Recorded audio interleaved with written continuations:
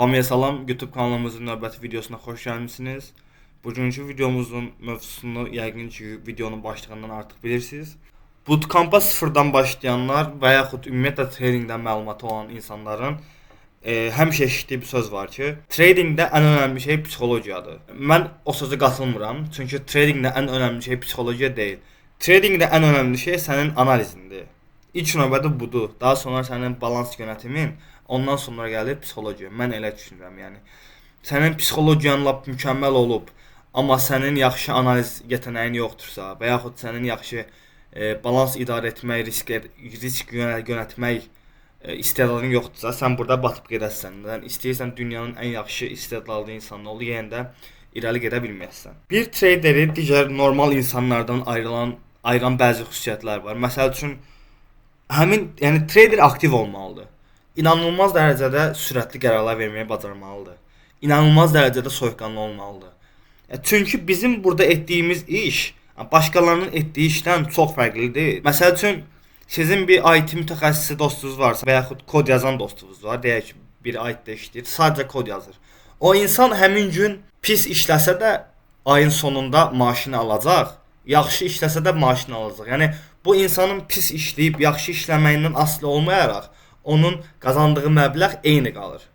Çünki bu insan pis işləsə, yavaş işləsə, məsəl üçün bir həftə, yenə eyni maaşı alacaq. Çünki bu insan fiziki işdə işləyir və gedir işə, demək olar hər gün eyni şey eləyir və qayıdır evinə. Başqa bundan istənilən şey sadəcə hər gün get, eyni şeyləri təkrarla, bildikləri et, təzədən gəl evə və ayın axırına maaşı al. Amma trading elədir ki, burada hər şeyi sən özün edirsən. Elə bil sənin burada bir şirkətin var və sən şirkətin həm yəssən, həm sən şirkətin ofisiantısan, həm sən şirkətin süpürgəçisən. Sən öz balans idarəndir, psixologiyandır və fonların idarə olunmasıdır. Həmçinin öz real hesabı idarə etmək, bunların hamısı sadəcə sənə aiddir. Ona görə trading başqa sahələrdən daha çətindir və trading işlər arasında, yəni sənədlər arasında ən çətin iş növüdür. Mən hal-hazırda gedib satıcı işləsəm, mənim vecimə deyil, market bir məhsuldan az satdı və çox satdı. Çünki mən mal çox satılanda da mənim maaşım dəyişməyəcək, az satılanda da dəyişməyəcək. Amma trading elə deyil. Sən hər səhər oyanmalısan, yaxşı, mükəmməl psixologiyada olmalısan, sənin mindsetin çox güclü olmalıdır, hər səhər bu eyni olmalıdır. İnternetdə belə bir söz var, deyir, trading asan pul qazanmağın ən çətin yoludur. Amma bu söz də səhvdir. Yəni asan pul qazanmaq siz nə deyirsiniz? Restoranın dalında oturub kompüterlə pul qazanmaq asan deyil. Sən banklarla mübarizə aparırsan, birjalarla mübarizə aparırsan, Trump çıxır sağdan soldan bir iki dənə söz deyir, o qalxır, İsrail hökuməti qızıl haqqında bir qərar çıxardır, oradan qızıl qalxır. Sən bunların hamısını beynində düşünməlisən və mükəmməl analiz yetəneyin olmalıdır ki, bunlara eyni anda mükəmməl reaksiya verib bu maneələrdən aşıb axırda sən öz evə pul aparmalısan. Sizdən istəyim odur ki, hal-hazırda ekranda gördüyünüz hər şeyi skrin eləyin, çünki bunlar sizə çox vacibdir. Trader nələr etməlidir? Bir trading planı yaratmaq. Çünki sənin planın ola bilər ki, FVC-yə gəlsin, reversal versin və oradan işləmə girim. Mən buna tam hörmətlə yanaşıram və heç kimə deyə bilmərəm ki, bundan işləmə gir və yaxud girmə. Əsas olan odur ki, özə bir trade planı yaradırsan və həmişə başlayırsan o trade planla hərəkət etməyə. Nə bilim, bugün dəstəklə dirəzlə girdim işləmə, sabah CRT ilə girdim işləmə, yox, o birisi gün mən MSS-lə girmək istəyirəm. Yəni belə bir şey olmasın. Çalış həmişə bir trading planın olsun və bu standart olsun. Çünki bir trading planını bir trader öz üzərində yoxlamaq üçün minimum 2-3 ay lazımdır ki, sən görəsən ki, bu trader planı sənə uyğundur və yaxud yox. Bunun içində backtest ata bilərsiniz və yaxud demo trade edə bilərsiniz. Bunun heç bir şey yoxdur. Nə yazmışam? Bazara girməmişdən əvvəl giriş-çıxış, risk idarəçiliyi və take profit götürmə yerlərini hazırlamalısan. İşləmə girməmişdən əvvəl zaten sən bilirsən take profit yeri və stop loss yeri. Bunun üçün özünü hazırlayırsan. Çünki əvvəlcədən işləm açmamışdan əvvəl sən düşünməlisən ki, mənim bu işləmim stop olsa mən nə edəcəm? Əgər sən bu işləmin stop olmağa sənin həyatını təsir edəcəksə, girməyəcək o işləmə. Sən işləmə elə açmalısan ki, sadəcə olaraq nə bilim, normal bir şey kimi Getdim, su içdim, gəldim, bel atmalısan. İşləmə açsan, take profit stop loss qoydun və çıxa bilərsən işləmdən. Açım hər 5 dəqiqədən bir işləmə baxım, ay getdi, ay qalxdı, ay düşdü.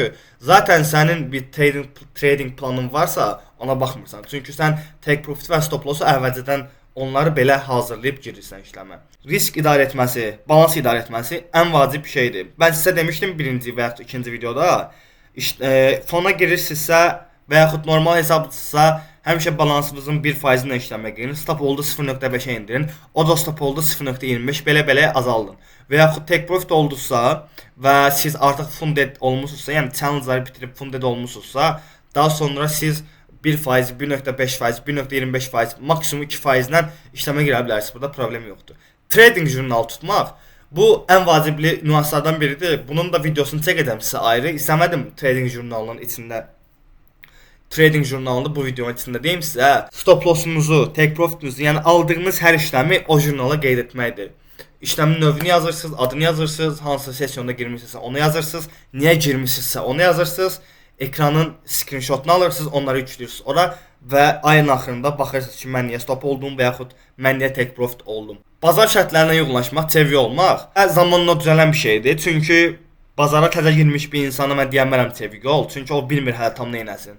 Bazar şərtlərinə uyğunlaşmaq zamanla olan bir şeydir. Ona görə deyirəm ki, amma çalışın bazar şərtlərinə uyğunlaşmaq üçün də həmişə ekranda olun. Bu gün işdəsənsə, işdən gələndən sonra tez bax gör bazarda nə baş verib.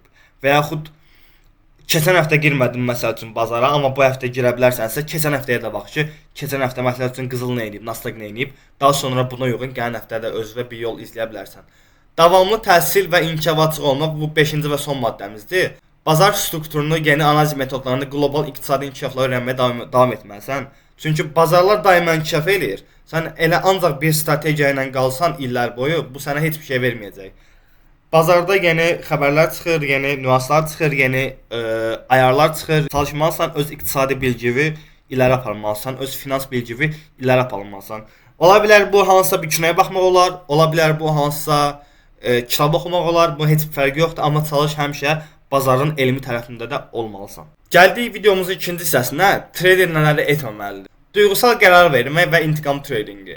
Duyğusal qərar vermək 99% traderlərin evini yıxan mənasız bir şeydir.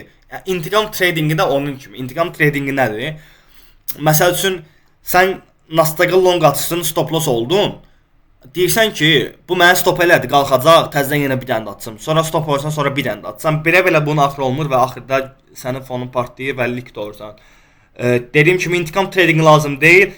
Əgər stop loss oldunsa, okey, lazım deyil heç nə. Bağlı kompüteri və get başqa işləri gör. İntiqam tradingi lazım deyil. İntiqam sözü ümumiyyətlə bazarla intiqam olmaz. Onda belə düşün də, sən take profit olanda da məntiqlə bazar stop loss olur. Onda bazar da sənə intiqam trading eləməlidir, yox. İntiqam tradingi etmək birmənalı şəkildə olmaz. İkinci, asan pul və ya tez zəngin olma, məntiqli hərəkət etmək.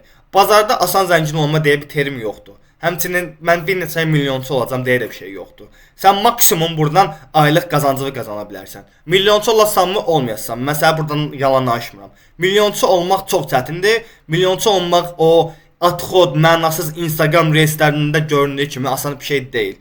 Sən əgər birjaya girirsənsə, sənin ilk növbədə məqsədin olmalıdır ki, öyrənmək, daha sonra kiçik xərcləri çıxartmaq, daha sonra aylıq xərcləri çıxartmaq, daha sonra isə maşın məsəl üçün ala bilərsən. Və yaxud biraz üstündən əlləşdin, üstündən bir neçə ay, bir neçə il keçdikdən sonra pulları yığıb başqa yatırımlarla bir yerdə ev ala bilərsən. Hə, amma milyonçu olacam, milyarder olacam, bunlar mənasız boş söhbətlərdir. Üçüncü nüans nədir? Başqalarının tüyoları ilə işləm atmaq.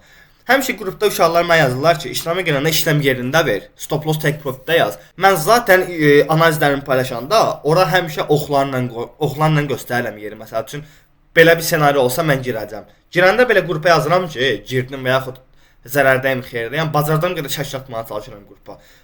Mən sizə dediyim ən vacib nüans, yəni başqalarının tüyoları ilə işləm atmaq, yəni başqalarının məsləhəti ilə. Məsəl üçün, sən deyirsən ki, Nasdaq qalxar, görürsən ki, hansısa bir Telegramda mənasız qrupun admini deyir ki, yox, Nasdaq düşər, sən öz işləmini bağlayırsan, geri onun işləmini atsan və stop loss olursan. Qardaş, stop loss olsan da öz işləmindən get. Take profit olsan da öz işləmindən get. Sən başqalarından sadəcə olaraq məsləhət ala bilərsən ki, bunu necə eləsəm daha yaxşı olar, necə eləsəm daha pis olar. Yəni bunları eləməlisən sən. Başqaları Nasdaq long, nə bilim qızıl long açdı. Ay onlar milyonçu oldular, zəngin oldular. Elə bir şey yoxdur. Başqalarının fikirlərini götürürsən, tudursan qırağa. Başqalarının fikirlərini qulaq asmırsan, mənasız şeylərdir. Çalış öz işləmlərindən, öz düşüncələrinlə işləm at. Həmişə özünə güvən. Həmişə öz güvənin maksimum olsun. Dördüncü nüans stop loss. Yəni stop loss istifadə etməmək kimi mənasız bir terim var sizdə. Adamlar işləmə girirlər və stop loss qoymurlar. Stop lossuz necə işləmə girmək olar? Mən anlamıram onu hələ də. Stop loss nədir? Stop loss. Yəni zərəri dayandır. Stop loss qoymadan bəlkə elə bir xəbər gələr ki, həmin an biz bilmirik də, Nasdaqdır bu və yaxud qızıldır. Yəni hər an hər şey ola bilər. Nə bilim bir xəbər çıxdı, bir nə bilim hansısa bank çökdü, hansısa bank bombalandı. Biz bunların heç birini bilə bilmərik. Buna görə həmişə stop loss qoymalısan. Ekrandakı 9 dənə nüansı oxuduq. Yəqin ki, anlamısınızdır mən nə demək istəyirəm təxmini sizə. Özgüvəniniz həmişə maksimum olsun.